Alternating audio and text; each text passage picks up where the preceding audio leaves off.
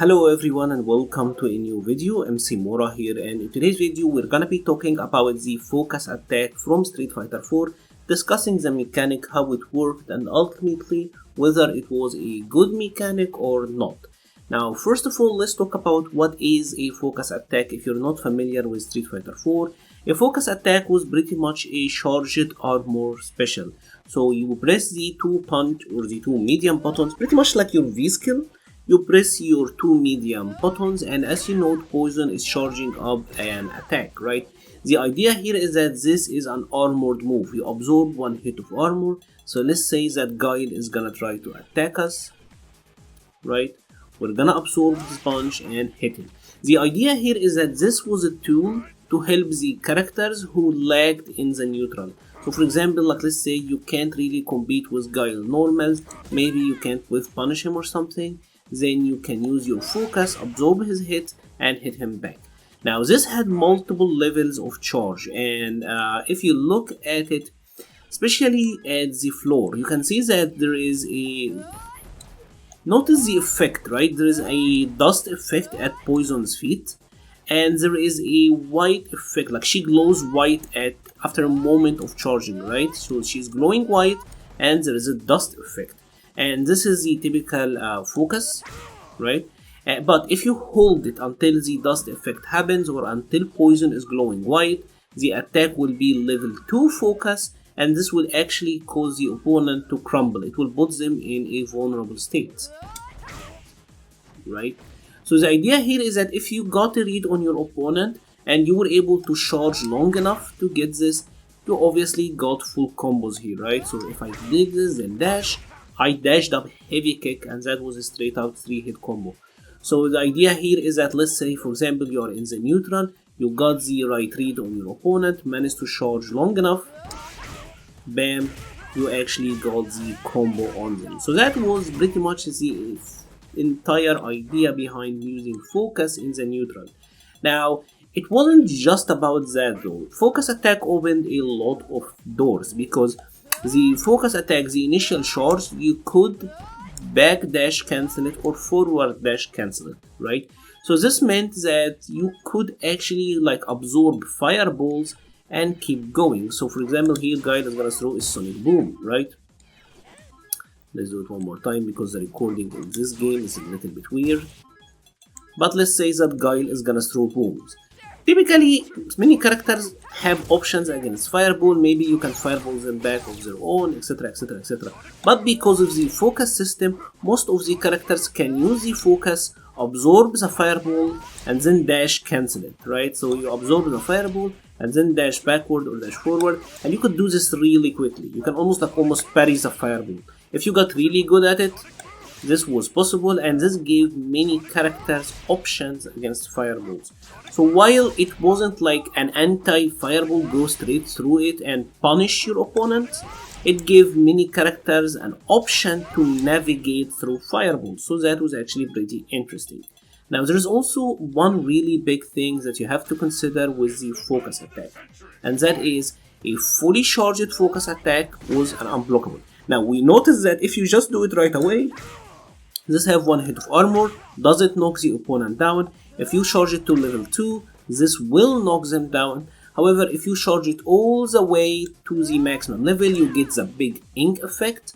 When this happens, the opponent will actually be guard broken. And you actually, in Street Fighter 4, this actually was an unscaled damage. It's not like Street Fighter 5, where when you guard break someone, there is heavy scaling. Here, it's actually unscaled. So this is level 1. It doesn't really matter that much. Level 2, again, they can block it. Fully charged focus though, this was an armor break. Notice the opponent was in a crumble state, and you can actually land whatever you want at this point. So it was a really big deal if you happen to actually land this. Obviously had a ton of startup, as you can see, but it could lead to a ton of damage. Let's take a look at this. For Street Fighter 4, 507 was actually really big of a damage output. So that was really big. Now this introduced some issues, because Street Fighter in general have a mechanic called proximity, and proximity pretty much means that if the opponent is doing an attack, you can't really walk backwards. So let's say for example that Guile is doing his jab, he's mashing jab like that, right? If I am poison and I am here from the range where, notice that even I am holding back with poison, I can't really walk backwards. Are you noticing this? I'm holding back, but I can't really walk backward. She is in lock stun. And this meant that if the opponent did the focus attack, right? Let's say they charged the level 3 focus to the max, like this. What happened is, even if you were holding backward, your character can't walk backwards. So you're pretty much stuck there. And obviously this was an unblockable attack, so you would eat it, at absorb 1 hit of armor, so not really there that much that you can do, right? So to solve this issue, what Capcom did is made it so that invincible or backdashes were invincible, right? So you can backdash, and backdashes in Street Fighter 4, they actually had full invincibility. Obviously you still have to time it against the focus attacks, but you get the idea, right? This is pretty much to stop the opponents from doing it on wake up. Some characters like Poison, she had the cartwheel. This was also an invincible movement option. So this was pretty much the idea. Obviously, if you hit him more than once out of it, you can break it, but he can absorb a single hit, right? So you could use your invincibility, or you can use your invincible backdash, and this was pretty much an option. I'm feeling it miserably right now, but you get the idea, right? So there was also another layer to this, and the fact that every character in the game had an armor breaking attack. And let's say, for example, here with Poison, it was Love Me Tender. If you happen to do Love Me Tender, even if it isn't one hit, it will break the armor, right? So just doing the single hit with Love Me Tender would break the armor. The Rekka, notice he still gets to block. If I do the TP, obviously her TP is multiple hits, but if I get the single hit only, right, he will actually still get to armor through. But Love Me Tender, this straight out you get the glass shattering effect, and you get to hit your opponent, right? So this actually created some of the imbalances with how the characters use the focus, because the ability to use your armor breaking attack was vastly different, because the attack itself was different from character to character. Poison had Love Me Tender, this was a little bit slower. Guile armor breaking attack, and this is actually one of his biggest weaknesses, was his flash kick. So Guile had to have been charging to actually get the flash kick to armor break. And certainly he doesn't have any quick 2-in-1 cancels. So like for example in the neutral, Guile will be doing something like his heavy kick, right? A lot of Guile does just heavy kicks, it's a really good poke. It gets armored with the focus and he gets punished, but he can't really punish this attempt very well, right? Because he can't really 2-in-1 from standing position like that, and he can't really use his armor breaking attack. So this was like one of the biggest weakness of a character like Guile. It was like one of the biggest issues with him.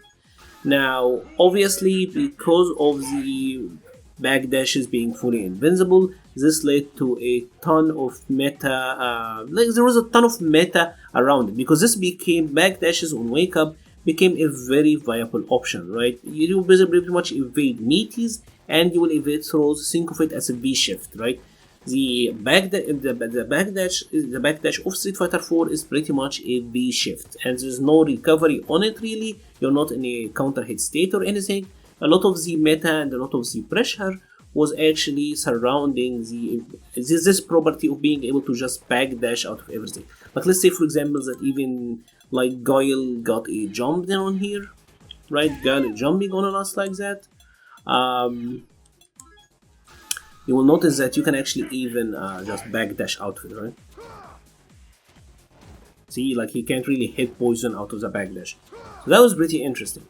But also because of the ability to use focus, many characters had anti-air options like this. Like you could just maybe like anti-air or absorb and backdash, maybe absorb and forward dash, and you get the idea, right? So it gives the characters a lot of options. You had options against fireballs, you had options against pokes, you had options against like telegraphed attacks if you had the read on them. So that was a pretty cool idea. Now the focus and the use of focus didn't just end up there. You could do what is called a focus cancel. And focus cancel is pretty much doing an attack and then pressing the focus button and you will cancel your attack into focus. So for example, you can do fireball and then focus. Notice poison use 2 bars of her meter. It costs 2 bar of your meter to do this.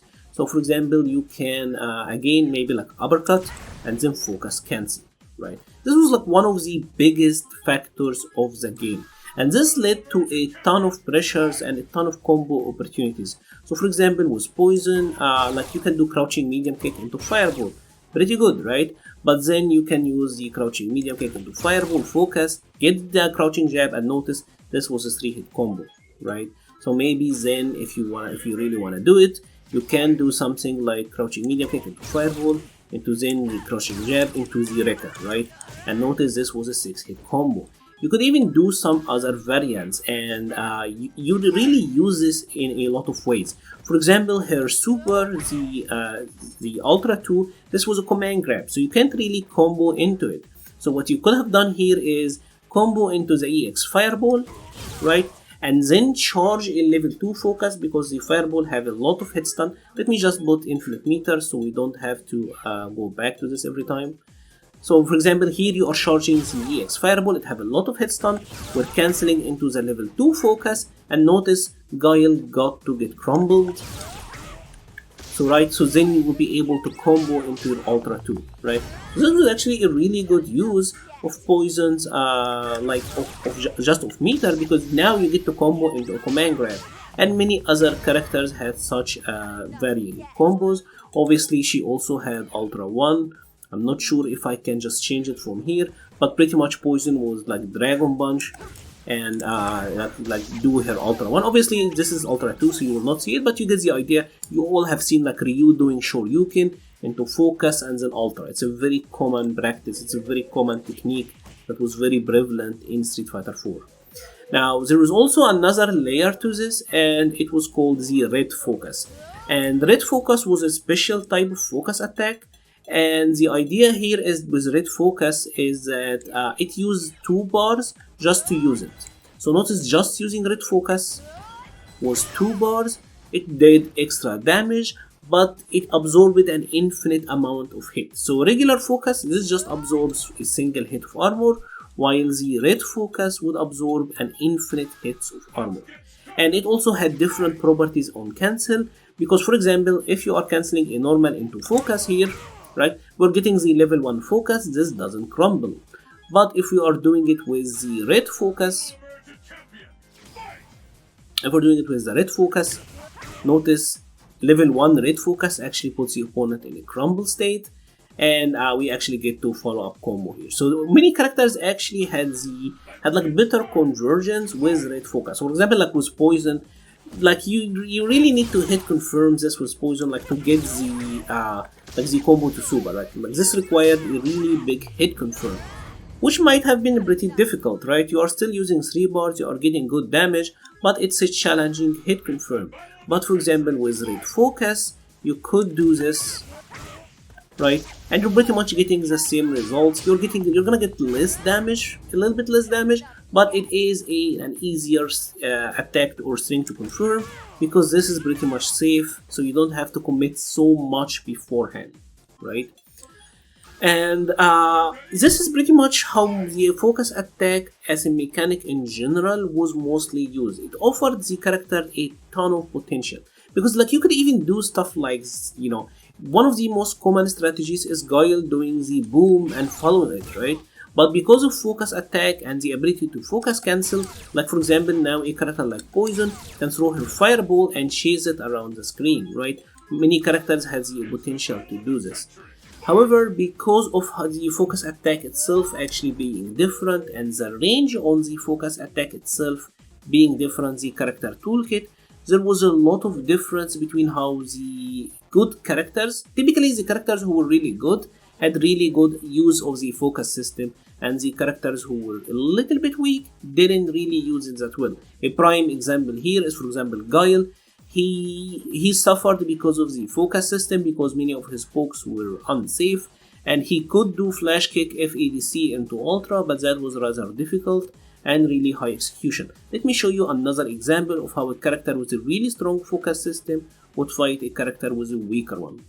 So let's now briefly talk about these two characters because they will show you how someone could really use the focus really well, or some characters could use it really well and others not so much. Fei Long, for example, was one of the better users of focus. Let's take a look at the range for his focus attack. Maybe from this distance here, he will actually be able to make contact with Balrog and it would be in range.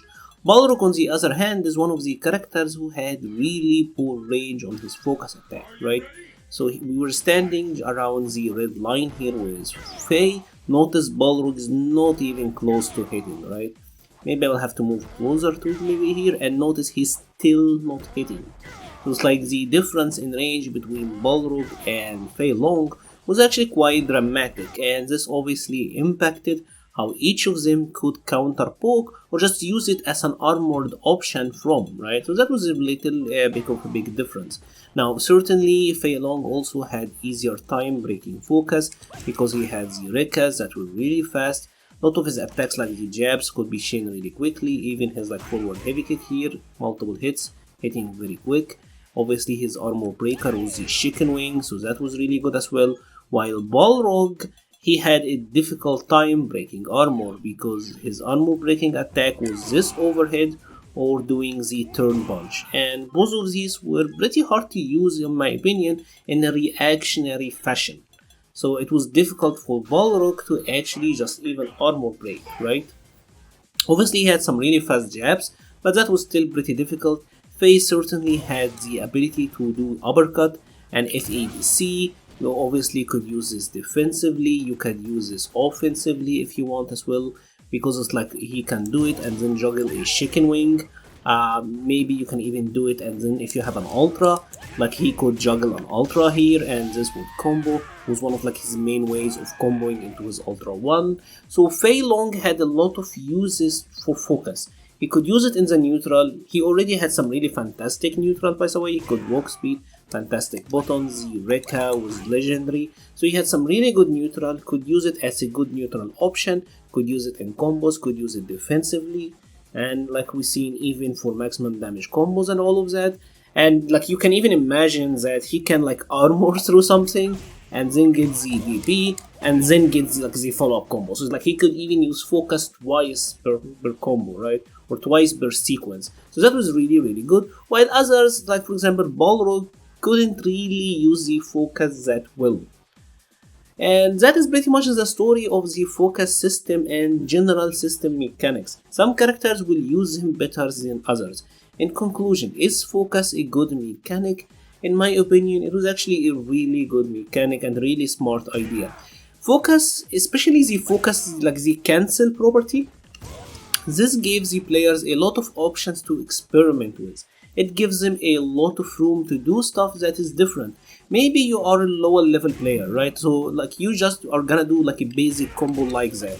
Into focus, get your ultra, and this is pretty easy execution wise, very easy, and you will land good damage and you will be happy about it, right? That is good. Maybe a more advanced player will actually like go for the more fancier combos, and you get the idea. Everyone could do their own thing. It wasn't like the one thing that you have to do over and over. Obviously there was some optimal routes like with every other fighting game, but it gives the players a lot of options. Maybe you could do like a crouching medium kick and then get the red focus, you know, you get the idea. Like it gives the players a lot of freedom and a lot of options. Certainly it wasn't balanced really well among the casts, because some characters like either Ryu, like Yun, like Fei Long, they could do amazing things with focus. Some characters, for example like Cody, were only just about average, while other characters, for example like Balrog, couldn't really use the focus that well. As a matter of fact, even in some of the tournament games,